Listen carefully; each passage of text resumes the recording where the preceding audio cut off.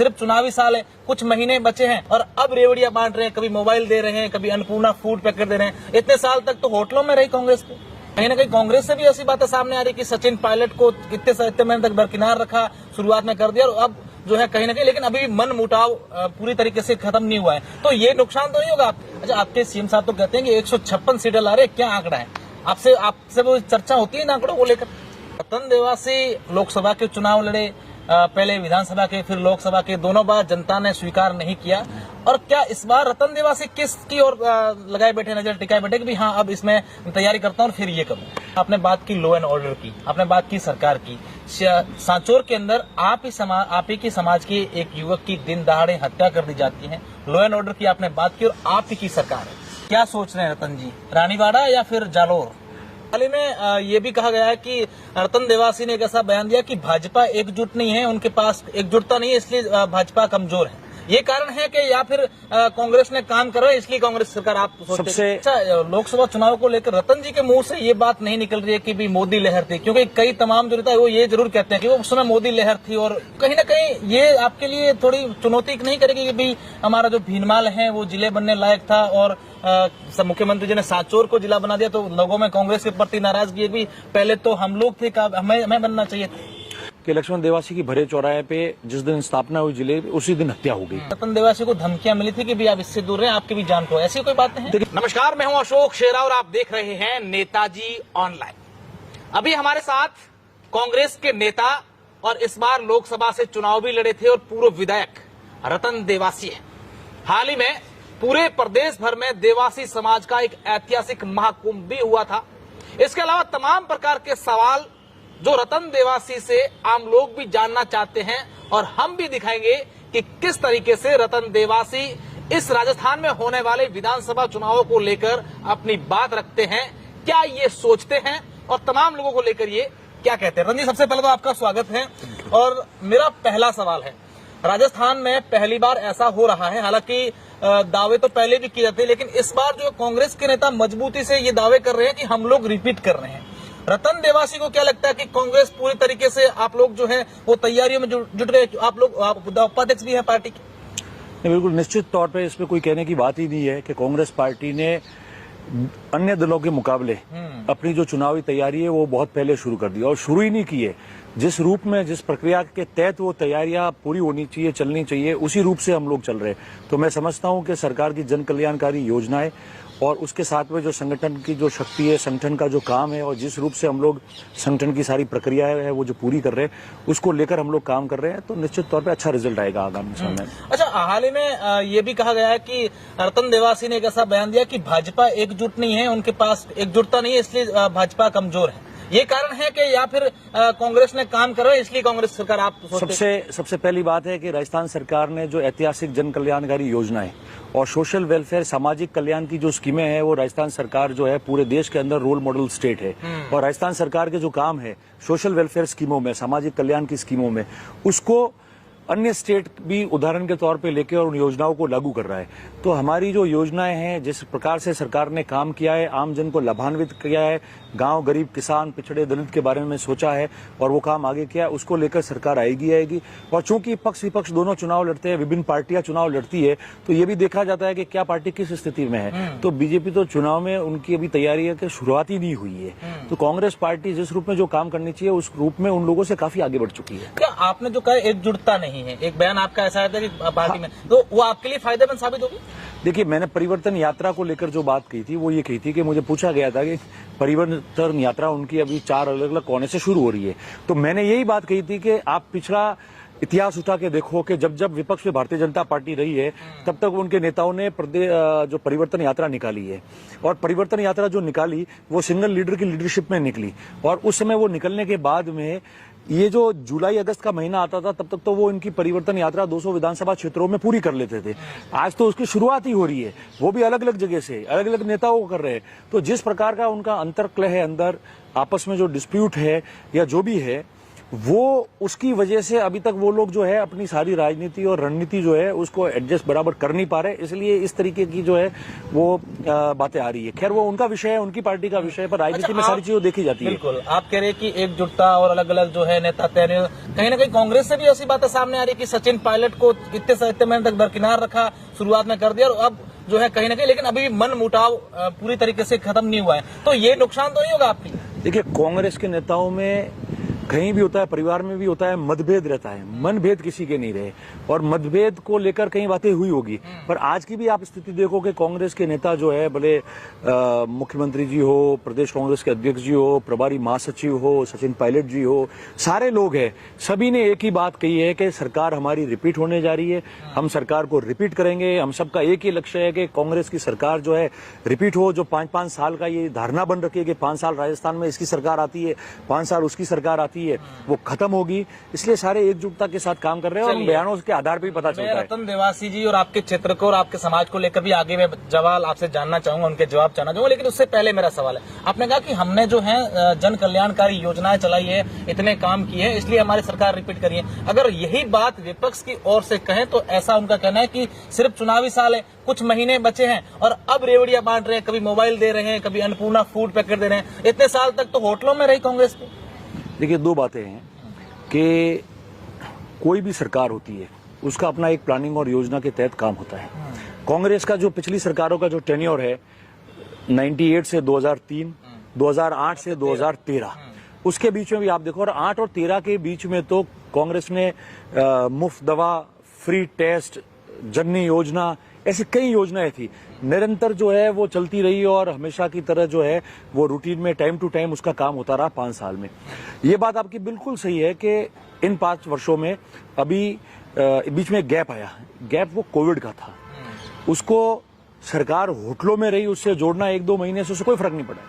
मगर जो कोविड आया वो 2 बार कोविड आया, एवरेज दोनों बार कोविड आने से 24 महीने जो है वो सरकार के खराब हुए। लोकसभा का चुनाव आया, वो समय गया, तो 2-2.5 साल जो थे वो इसमें गए। योजनाएं उस समय भी बनी, लागू होने की बात आई, कोविड आ गया, वापस बंद हो गई। तो निश्चित तौर पे ये, और कहीं भी कोई भी सरकारें होती है तो जो स्कीम्स पेंडिंग रह जाती है और मान लो बैठ के विचार आता है, लोगों का फीडबैक आता है, लोगों में जाते हैं तो वो कहते हैं ये चीज भी होनी चाहिए। तो ये तो सरकार की बहुत ज्यादा सक्रियता है कि लोगों का फीडबैक भी आ रहा है तो उसके अनुसार स्कीम को लॉन्च करके उनको लाभान्वित करने की कोशिश कर रहे हैं। तो उसको चुनाव से जोड़ना और रेवड़ियां बांटना, रेवड़ियां नहीं है, आम आदमी की भावना इसमें है, आम आदमी की तकलीफें हैं, आम आदमी को किस प्रकार से लाभान्वित करना चाहिए उसकी बात है। तो ये वो नहीं है कि रेवड़िया नहीं, वो अंतिम छोर के व्यक्ति तक जा रहा है, तो उसको कहना उचित नहीं है, मैं समझता हूँ। और चुनावी स्टंट है उनका, वो बोलेंगे क्योंकि उनके पास कहने को कुछ रहा नहीं है, न विपक्ष के पास में। आपने राजस्थान में देखा पहले कितने बड़े बड़े आंदोलन होते थे, विपक्ष में बीजेपी रहती थी तो भी। ये 5 साल गए, एक भी बहुत बड़ा आंदोलन ये लोग खड़ा कर पाए, और जो भी आंदोलन खड़ा करने की इन्होंने कोशिश की उनमें आधे नेता उनके गायब थे, नेता आए नहीं, चर्चा वही रही। तो ये उनकी विफलता को साबित करता है विपक्ष की। अच्छा, आपके सीएम साहब तो कहते हैं कि 156 सीटें ला रहे, क्या आंकड़ा है? आपसे वो चर्चा होती है इन आंकड़ों को लेकर? जो लक्ष्य हमारे हाईकमान ने, कांग्रेस पार्टी ने जो लक्ष्य तय किया है उस लक्ष्य को हम प्राप्त करेंगे और किसी भी हालत में प्राप्त करेंगे। पहले भी प्राप्त कर चुके हैं, अभी भी प्राप्त करेंगे। रतन देवासी लोकसभा के चुनाव लड़े, पहले विधानसभा के फिर लोकसभा के, दोनों बार जनता ने स्वीकार नहीं किया। और क्या इस बार रतन देवासी किसकी ओर लगाए बैठे, नजर टिकाए बैठे कि भी हाँ अब इसमें तैयारी करता हूँ फिर ये करूँ? देखिए, हार जीत एक अलग पहलू है, एक अलग विषय है। जनता ने स्वीकार किया कि नहीं किया, अगर जनता स्वीकार नहीं करती तो इतने लोग जो समर्थन देते हैं, प्यार मोहब्बत करते हैं, आशीर्वाद देते हैं, वो लोगों की फौज साथ में नहीं होती है। चूंकि हम बॉर्डर स्टेट है, बॉर्डर पे रहते हैं, आप जानते हो, आप भी बॉर्डर स्टेट पे ही रह रहे हो, तो हम लोगों के यहाँ कांग्रेस का शुरू से जो रिजल्ट है वो कमजोर रहा है सीट को जिता के भेजने में, मगर कभी भी हमारी कमजोरी साबित नहीं हुई। ऐसा नहीं हुआ कि कोई भी व्यक्ति, या मैं खुद भी चुनाव लड़ने गया हूं तो कोई जमानत जब्त करा के आ गया, या पहले जितने मत प्राप्त किए उससे कम मत लेके आए। चुनाव तो सारी सीटों पे हम लोग हार रहे हैं, उस रीजन में काफी सीटों पे हम लोग, ऑलमोस्ट सभी सीटों पे जो है वो चुनाव हारे हुए हैं, मगर हम लोगों ने संघर्ष किया, मैदान छोड़ के गए नहीं। मैं विधानसभा का चुनाव बहुत कम अंतर से हारा, 3000 वोट से। 46% मत जो है वो मैंने प्राप्त किए। 46% आप किसको कहते हैं मत प्राप्त करना? लोकसभा चुनाव मैं नहीं लड़ रहा था पहले, जो भी जालोर सिरोही के जो हमारे नेता है, कार्यकर्ता है, कांग्रेस जन है, वरिष्ठ कांग्रेस जन है, उन्होंने सबने एक रूप ये तय कर दिया था कि हम लोग जो है वो वैभव गहलोत जी को कैंडिडेट बनाना चाह रहे हैं। वो बात तय हो गई थी। अंततः ये हुआ कि उन्होंने जोधपुर से चुनाव लड़ा। पार्टी का सर्वे हो, पार्टी ने जिस रूप में समझा हो कि मैं मजबूत चुनाव लड़ सकता हूं, मैंने चुनाव लड़ा। और मैं लोगों का, कार्यकर्ताओं का, जनता का धन्यवाद देता हूं कि कांग्रेस जहां 2 लाख वोट लाती थी 18%, उसकी जगह मैं 38% वोट लाया, 5 लाख के बाहर वोट मैंने प्राप्त किए। तो हमने कांग्रेस को मजबूत किया वोटों की दृष्टि से, वोट प्रतिशत से, ऊर्जा भरी कार्यकर्ताओं के अंदर। कार्यकर्ताओं ने ऊर्जा के साथ काम किया, जब जाके ये रिजल्ट आया। रिजल्ट हार जीत में आना अपने आप में एक बहुत बड़ा मायना रखता है। जीत जीत होती है, हार हार होता है। मगर जहां पहले से ही कमजोरियां हैं और उस चुनाव का मजबूती से लड़के और कांग्रेस को मजबूत करके आगे बढ़ाते हो, वो भी अपने आप में एक बहुत बड़ा माइलेज है। अच्छा, लोकसभा चुनाव को लेकर रतन जी के मुंह से ये बात नहीं निकल रही है कि भी मोदी लहर थी, क्योंकि कई तमाम जो नेता है वो ये जरूर कहते हैं कि वो उस समय मोदी लहर थी। और बिल्कुल, मैं उस बात को स्वीकार नहीं करता कि भारतीय जनता पार्टी की हवा थी तो उसका ही वोट मिला। तो आप समझो कि हम 25 कैंडिडेट जो राजस्थान से लड़े कांग्रेस से, मैं प्रथम 5 कैंडिडेट में हूं जिसने 5 लाख के ऊपर मत प्राप्त किए और जो 2.5 लाख के अंतर से कम हारे, उनमें था। तो कहीं ना कहीं ये जो 1 लाख वोटों का 50-70 हजार 80 हजार वोटों का फर्क है, ये हवा का होता है। निश्चय हवा तो काम करती है, उससे तो अस्वीकार नहीं किया जा सकता है। मगर उस वेव में, उस हवा में जहां कांग्रेस 2 लाख वोट लाती थी, हम इतने वोट लाए, तो भारतीय जनता पार्टी की कितनी एक साथ में कमजोरी हो गई है वो आपको दर्शाता है। निश्चित रूप से। अब क्या सोच रहे हैं रतन जी, रानीवाड़ा या फिर जालोर? नहीं, पार्टी अगर टिकट देगी तो मैं विधानसभा का निश्चित तौर पे चुनाव लड़ूंगा। तो कहीं ना कहीं ये आपके लिए थोड़ी चुनौती नहीं करेगी कि भाई हमारा जो भीनमाल है वो जिले बनने लायक था और मुख्यमंत्री जी ने सांचौर को जिला बना दिया, तो लोगों में कांग्रेस के प्रति नाराजगी भी, पहले तो हम लोग थे, हमें बनना चाहिए। देखिए, सांचौर को जिला बनाने का सरकार में, मुख्यमंत्री जी में, दूसरे में कई प्रकार के पहलू होंगे। भले वो लॉ एंड ऑर्डर के हिसाब से हो, भले दूसरी चीजें, आप सब जानते हो उनको, और लोगों की भी डिमांड थी, उनकी भी डिमांड थी, तो उस हिसाब से उसको जिला बनाया। तो ये बात तो कभी किसी को कहनी नहीं चाहिए कि वो जिला बना है तो उसके खिलाफ रहना चाहिए। वहां के लोगों की भी भावना है ना, भावना है तो उनकी भावना की भी इज्जत करनी चाहिए कि जिला बना है तो उसका हम लोगों को स्वागत करना चाहिए। अब भिनमाल की बात आई थी तो भिनमाल ने कहा कि हमारा जिला बने, जिला नहीं बने तो फिर हमको जालोर के साथ में रखा जाए। और उसके लिए उन्होंने धरना किया, ज्ञापन दिया, मुख्यमंत्री जी से भी वो लोग मिले और सारी उनकी प्रक्रिया उन लोगों ने जो है अपनाई। हम लोग ही उनका धरना उठा के आए थे और ये कहा था कि जिला नहीं बनेगा तो हम लोग इसको सांचौर में नहीं जाके, आपकी भावना है कि जालोर में रहे तो आपकी भावनाओं के अनुरूप सरकार काम करेगी। और माननीय मुख्यमंत्री जी और कमेटी सबने मिलकर तय करा कि ये जालोर में रहना चाहिए। उसके बाद में जो आप कह रहे हो अभी बागोड़ा और रानीवाड़ा में जो धरना चल रहा है, तो जिस दिन 7 तारीख को ये लक्ष्मण देवासी वाला हत्याकांड हुआ, उसके बाद पहले रानीवाड़ा ने कोई 1-2 ज्ञापन दिए होंगे, ऐसी कोई डिमांड नहीं हुई, कोई जयपुर गया नहीं, किसी की आवाज नहीं आई, कोई धरना हुआ नहीं, कुछ नहीं हुआ। पर ये हत्याकांड के बाद में लोगों के मन में कई सवाल उठे होंगे, तो उसको लेकर बागोड़ा और रानीवाड़ा में धरना हुआ और उन्होंने यही कहा कि भाई हमको जालोर में रखा जाए, सांचौर में नहीं रखे। अब जो लोग 2-4 पंचायतें जो सांचौर में रहना चाहती है तो वो रहे, उसको किसी को कोई एतराज नहीं है और उसमें कोई ऐसी बहुत बड़ी परेशानियां भी नहीं है। और बाकी का भाग रानीवाड़ा का और बागोड़ा का जो है वो जालोर में रहना चाहता है, तो उसमें भी ऐसी कोई डिस्प्यूट नहीं है कि आधे यूं खींच रहे और आधे इस तरफ खींच रहे। तो खिंचाव वाली बात पब्लिक में नहीं है, उनकी भावना है।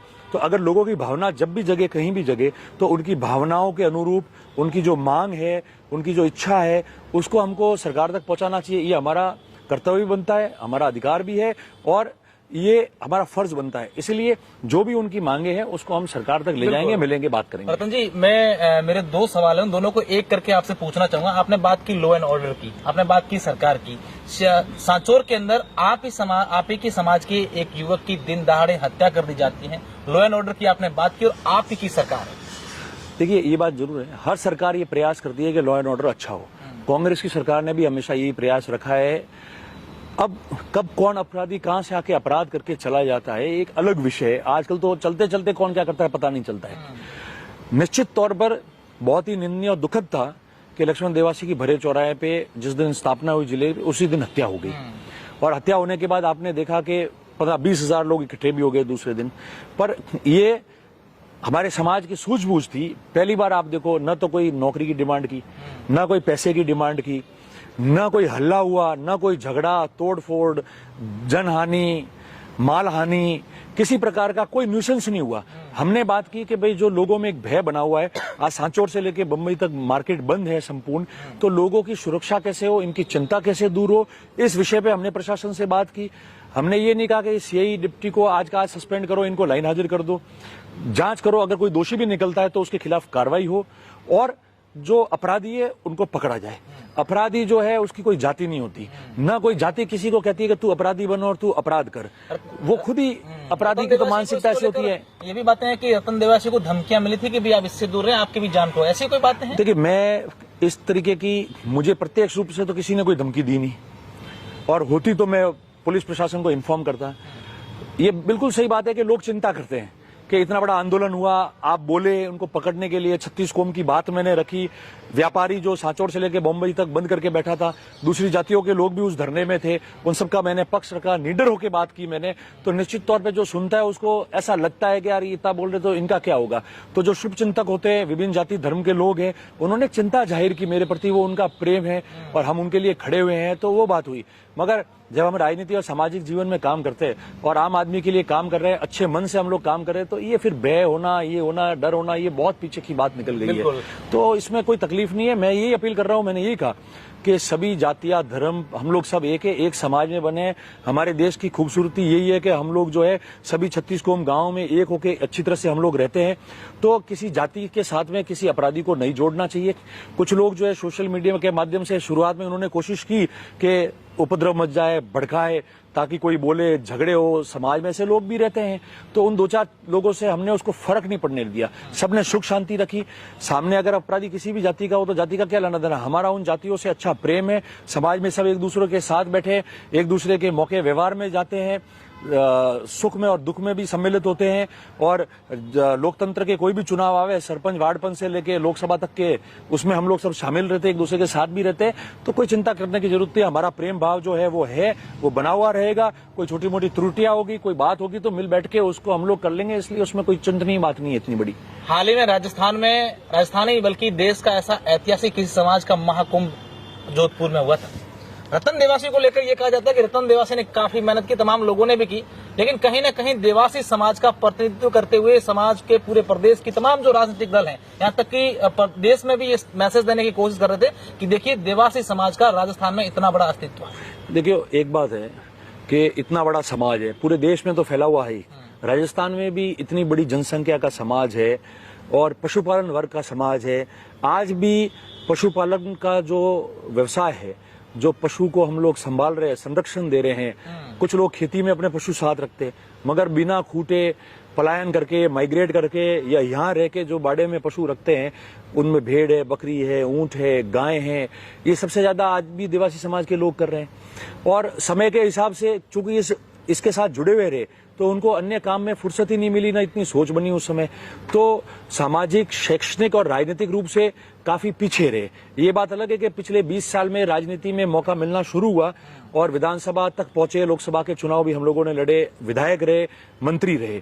मगर इतनी बड़ी समाज का, इतनी बड़ी जो तादाद में है, उसके हिसाब से जिस स्थिति में आना चाहिए था या जहां तक पहुंचना चाहिए था, वहां तक हम लोग पहुंच नहीं पाए। तो मैं समझता हूं कि आज इतने वर्षों बाद, देश आजाद होने के 77 साल बाद, और राजस्थान में पहली बार देवासी समाज ने ये महाकुंभ किया, तो बहुत ऐतिहासिक महाकुंभ हुआ। प्रत्येक व्यक्ति ने, भले वो राजस्थान में बैठा है या राजस्थान के बाहर व्यापार कर रहा है, उन्होंने मेहनत की। वो लोग सब यहाँ आए। राजस्थान का कोई ऐसी गांव या ढाणी बाकी नहीं रही जहां से प्रतिनिधित्व नहीं आया हो, जहां से लोग नहीं आए। स्वयं के खर्चे से मेहनत करके इतने लाखों लोग आज यहाँ आए। ये उनकी भावना है, उनका सपना, उनकी सोच, सरकारों में और सामाजिक जीवन में और राजनीतिक जीवन में उनकी कैसे हिस्सेदारी बने, ये सब सपने देख के वो लोग यहाँ आए। और इसलिए उन्होंने इतना बड़ा ऐतिहासिक सम्मेलन है जो हुआ, हमारे सारे लोगों ने अच्छी मेहनत की, मदद की, प्रत्येक कार्यकर्ता का उसमें योगदान है। जो हम लोग समाज के अग्रणी लोग हैं, निश्चित रूप पे मैंने बहुत सारी मीटिंगें जगह जगह जाके इस महाकुंभ के लिए की।